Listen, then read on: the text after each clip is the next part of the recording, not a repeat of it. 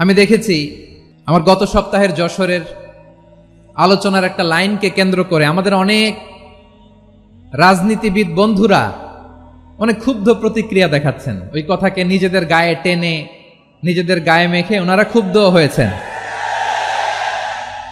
স্বাধীনতার পর থেকে শুধু শাসকের হাত বদল হয়েছে, আমরা কিছু পাই নাই, ঠিক কিনা বলেন? একদল খাইছে, আরেক দল খাওয়ার জন্য রেডি হয়ে আছে। আমরা এরকম চাই না। প্রিয় ভাইয়েরা, আমি বলেছিলাম যে একদল খেয়ে গিয়েছে, আরেক দল খাওয়ার জন্য রেডি হয়ে আছে। তো এখানে কি আমি কোনো দলের নাম বলেছি?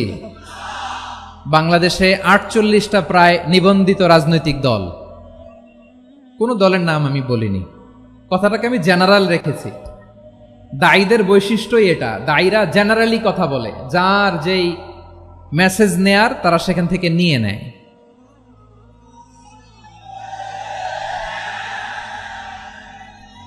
তো কোনো দল এটা নিয়ে কোনো কথা বলল না, আপনারা এটাকে নিজের গায়ে যে মাখালেন এটা ঠিক হয়নি। আমি বলবো যে এটা খুবই অনভিপ্রেত হয়েছে। কোনো দলকে টার্গেট করে বা কোনো দলের পক্ষে আমরা কখনো কথা বলি না। আমরা কোরআনের পক্ষে কথা বলি, ইসলামের পক্ষে কথা বলি, ঠিক কিনা বলেন? সো একটা জেনারেল কথাকে যদি আমার রাজনীতিবিদ বন্ধুরা নিজেদের গায়ে মাখেন, ক্ষুব্ধ প্রতিক্রিয়া জানান, এতে করে সাধারণ জনগণের কাছে একটা নেগেটিভ মেসেজ যাবে ওনাদের ব্যাপারে। এটা হোক আমরা চাই না। তো আমার প্রিয় রাজনীতিবিদ বন্ধুদের আমি বলবো, কথাটা ছিল ভেরি জেনারেল, এটা নিজেদের গায়ে মাখানোর কোনো দরকার নাই। আমরা এই যে এক্সিস্টিং যে রাজনৈতিক চর্চা, এটা থেকে আমরা বেরিয়ে আসতে চাই। আমরা চাই না এদেশে চাঁদাবাজি, দখলবাজি থাক, ঠিক কিনা বলেন?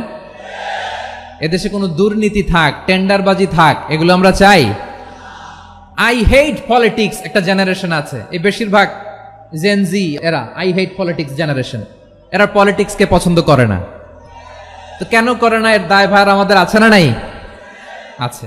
এবং আমরা দেখেছি ক্ষমতার পালাবদল যখন হয়, এক সরকার যায় আরেক সরকার আসে, তখন দুর্নীতির ফিরিস্তি আমরা জানতে পারি, এর আগে জানতে পারি না। প্রতিটা দলের ভেতরেই আমরা এই বাজে চর্চাটা দেখেছি।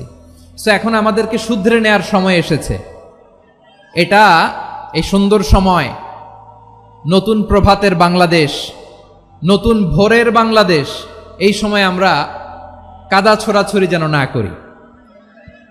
আমাদের শপথ নেয়ার সময় এসেছে। প্রতিটি দল, নিবন্ধিত 48টি, সবগুলো দলের এখন শপথ নেওয়া উচিত যে আমরা কোনোদিন আর চাঁদাবাজি করব না, টেন্ডারবাজি করব না, দখলবাজি করব না।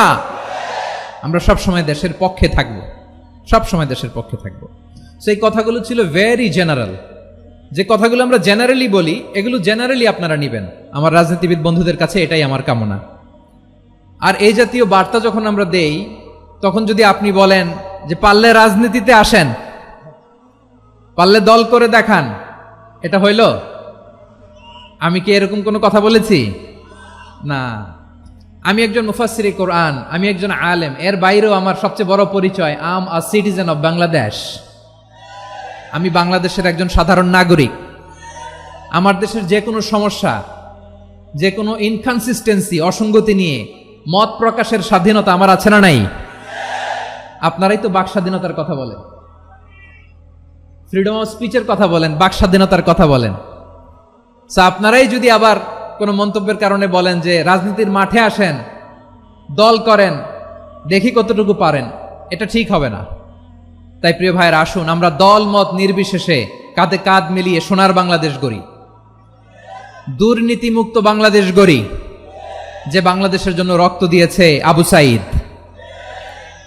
যে নতুন ভোরের বাংলাদেশের জন্য রক্ত দিয়েছে মুগ্ধরা, যে নতুন বাংলাদেশের জন্য রক্ত ঝরিয়েছে 24-এর যে গণ অভ্যুত্থানের প্রত্যেকটি শহীদারা আওয়াজ করে বলেন ঠিক কিনা? আল্লাহ তাআলা আমার দেশকে তুমি নিরাপদ করো, শান্তিময় করো। আমরা যেন স্বাধীন সার্বভৌম বাংলাদেশে মাথা উঁচু করে বিশ্ব দরবারে দাঁড়াতে পারি। আল্লাহ তুমি তৌফিক দান করো। আওয়াজ করে সবাই পড়ি আমিন।